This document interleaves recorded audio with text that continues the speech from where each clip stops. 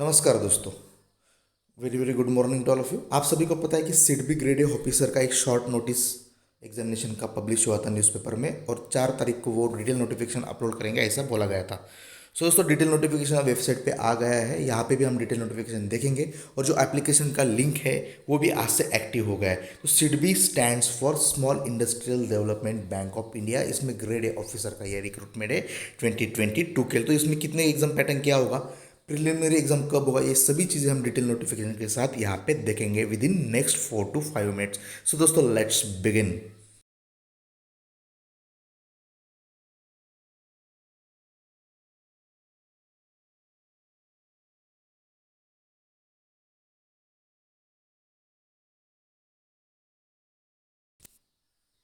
सो ये रहा नोटिफिकेशन, जिसका लिंक भी मैं आपको यहाँ पे डिस्क्रिप्शन में दे दूंगा।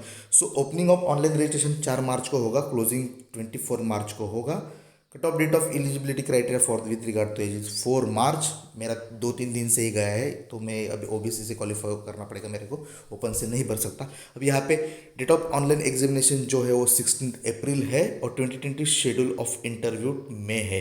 सो दोस्तों, यहाँ पे ही आपका एग्जामिनेशन का जो पैटर्न है वो क्लियर हो जाता है कि यहाँ पे सिर्फ ऑनलाइन एग्ज़ाम और पर्स इंटरव्यूज़ होंगे। यहाँ पे कोई मेन एग्जामिनेशन नहीं होगा, सिंगल एग्जामिनेशन होगा। जो ऑनलाइन एग्जामिनेशन होगा वो 16 अप्रैल को होगा, और मई को उसका इंटरव्यू होगा। तो उसके बाद आपको जो अदर चीज़ें हैं वो भी यहाँ पे देखेंगे जल्दी। जो कुछ भी यहाँ पे वैकेंसीज, सो वैकेंसीज टोटल 100 उन्होंने दिखाई दी थी उस एडवर्टाइजमेंट में भी थी। 100, एससी की 16, एसटी की 7, ओबीसी 24, ईडब्ल्यूएस 10 एंड यूआर 43, ऐसी टोटल 100 वैकेंसीज यहाँ पे है। इसके बाद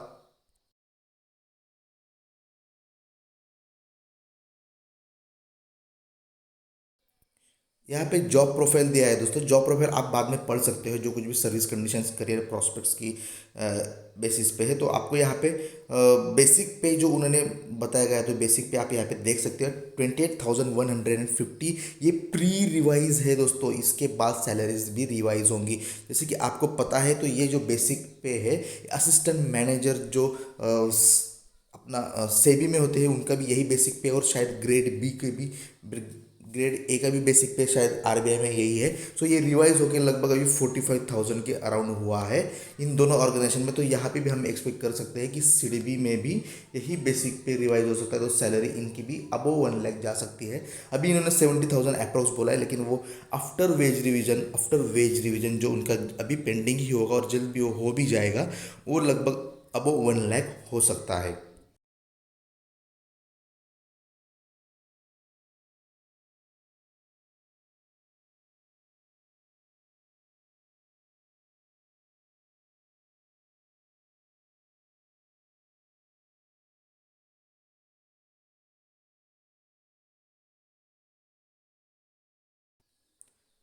एज का क्राइटेरिया दोस्तों यहाँ पे दिया है 21 ईयर्स मिनिमम, और maximum 28 years.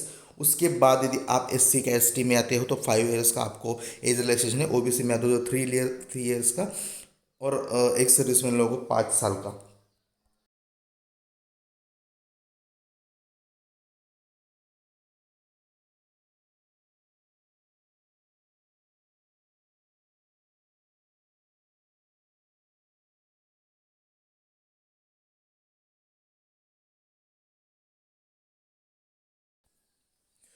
So most important part जो होता है दोस्तों, एक किसी भी नोटिफिकेशन को होता है इसेंशियल एजुकेशनल क्वालिफिकेशन। अब ये बहुत ध्यान से हमें पढ़ना है दोस्तों। जो असिस्टेंट मैनेजर ग्रेड है जनरल स्ट्रीम के लिए होगा, तो यहाँ पे बैचलर डिग्री इन लॉ और bachelor degree in engineering, preferably civil, electrical, mechanical. Preferably इसका मतलब यदि कैंडिडेट सिलेक्ट होता है, दो कैंडिडेट को सेम मार्क्स होते हैं बहुत बेसिस पे आधार पे, तो उनको सिविल इंजीनियर वालों को पहले प्रेफरेंस दिया जाएगा। उसके बाद master degree in any discipline from, preferably from commerce, economics and management subject. उसके बाद from institute university recognize by the university grant commission. Central government और CA, CS, CWA, CFA और PhD from institute recognize by GOI। तो यहाँ पे engineering की degree यदि आपके पास होती है, यदि आपके पास लॉ की डिग्री होती है, तो आप इस एग्जामिनेशन का फॉर्म भर सकते हैं। और यदि आपके पास किसी भी स्ट्रीम की मास्टर डिग्री हो सकती है तो आप ये फॉर्म फिल कर सकते हो, लेकिन सिर्फ प्रेफरेंस दिया जाएगा यदि कुछ रिजल्ट के वक्त कुछ दो बंदों को सेम मार्क्स आते हैं तो तभी उनको प्रेफरेंस दिया जाएगा, कॉमर्स, इकोनॉमिक्स एंड मैनेजमेंट। उसके बाद जो मोस्ट इंपॉर्टेंट पार्ट है वो ये है कि यदि आप बैचलर डिग्री भी करते हो, मास्टर्स डिग्री भी करते हो, तो आपको एटलीस्ट 60% मार्क्स होने चाहिए एग्रीगेट फ्रॉम इन, मतलब ऑल सेमिस्टर्स के मिला के, for open and OBC, open OBC and EWS, ये तीनों को 60% मार्क्स, और SC ST कैंडिडेट्स को 55% मार्क्स यहाँ पे इंपॉर्टेंट है।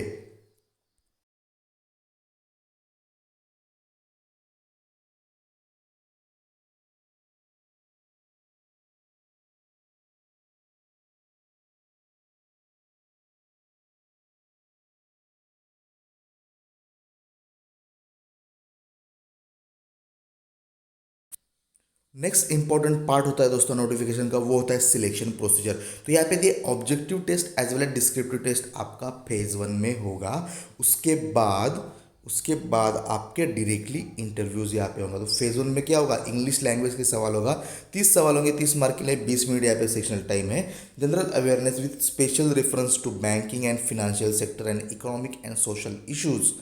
जो यहाँ पे इकोनॉमिक एंड सोशल इशू जो मोस्टली आपको NABARD grade A, SEBI grade A में देखने को मिलते हैं, RBI ग्रेड बी में भी देखने को मिलते हैं, वो है यहाँ पे 50 क्वेश्चन है, 50 सवाल, यहीं पे आपका सिलेक्शन बनता है यदि आप यहाँ पे अच्छे मार्क्स लाते हो तो। उसके बाद रीजनिंग एप्टीट्यूड जो 40 मार्क का 40 सवाल पूछ जाएंगे 60 मार्क्स के लिए, एंड क्वान्टिटेटिव एप्टीट्यूड जो 40 सवाल पूछ जाएंगे 60 मार्क्स के लिए।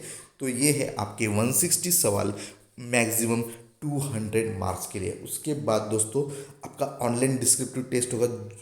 Candidates will be required to answer by typing on computer. तो वो होगा 3 सवाल आपको 50 मार्क्स के लिए पूछे जाएंगे, जिसमें comprising of 2 essays on financial and banking and economic and social issues in India, 20 marks each, and 1 business letter writing 10 marks. तो 2 ऐसे आपको लिखने होंगे, उसके साथ साथ आपको 10 मार्क का लेटर राइटिंग भी यहाँ पे करना होगा, जो 60 मिनट्स आपको लगभग 1 घंटा यहाँ पे मिलेगा। सो ये 3 सवाल आपको पूछे जाएंगे, जिसमें 2 आपको ऐसे लिखना है और एक 10 मार्क का लेटर लिखना है।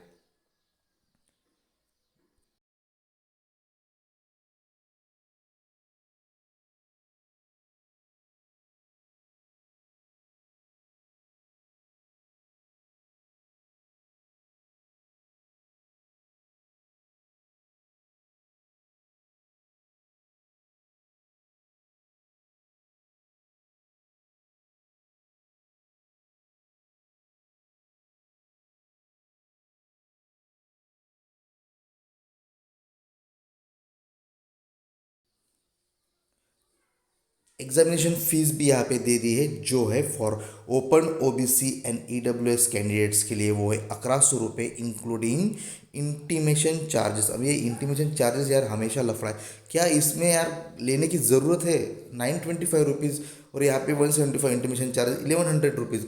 UPSC सिर्फ 100 रुपीज़ लेता है यार, और ये बैंकिंग वाले इतने हज़ार हज़ार 1100 फी लेते हैं, उसमें भी डिस्क्रिमिनेशन थोड़ा बहुत आ जाता है। सो ये गलत बात है, लेकिन फिर भी हमें भी ज़रूरत होती है जॉब की, तो हमें ये एग्जामिनेशन फॉर्म, चाहे वो 1000 रुपये हो, चाहे 1100 हो, हमें तो पे करके एग्ज़ाम देना ही होता है, क्योंकि हमें भी हमारा फ्यूचर देखना था। लेकिन ये गलत बात है, UPSC यदि एक तरफ 100 रुपीज़ फी लेता है, तो अदर ऑर्गेनाइजेशन जब रिक्रूटमेंट निकालती है तो वो क्यों इतनी फ़ी चार्ज करती है? देयर शुड बी इक्वलिटी होना चाहिए। Let's move to the next section.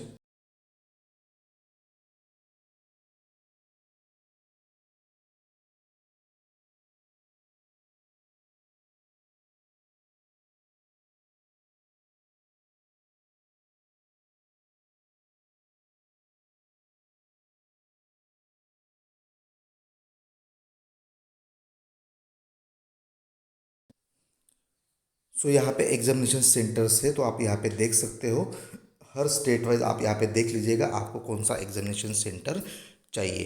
सो दोस्तों यहाँ पे सभी एग्जामिनेशन सेंटर दिए है और शायद अभी यही इतना ही था इस नोटिफिकेशन में। जो इम्पोर्टेंट था वो मैंने आपको बता दिया है। सबसे इम्पोर्टेंटली जो चीज़ें हैं वो यही होती है कि आपका जो प्रिलिमिनरी एग्ज़ाम है वो 16 अप्रैल को है। लगभग आपके पास सिर्फ 40 दिन है। 40 दिन में आप इन सब का स्टडी करना है और एग्ज़ाम देना है। उसके बाद इंटरव्यूज़ वो मई में होंगे। सो दोस्तों, आपको यदि फॉर्म फिल करना है तो आप जल्दी से इसका फॉर्म फिल करके जो कुछ भी डिटेल जो एग्जामिनेशन पैटर्न है वो देख लीजिएगा और उसी के बेसिस पे पढ़ाई स्टार्ट कर दीजिएगा। आपको सिर्फ economics, social issues and banking का, इकोनॉमिक सेक्टर का जो स्पेशल फोकस होगा वही आपको ध्यान में ज़्यादा लेना है, क्योंकि उसको 50 मार्क्स यहाँ पे अलॉट किए गए। So thank you guys for watching this. Have a nice day, have a lovely day and have a bright future ahead. Good bye.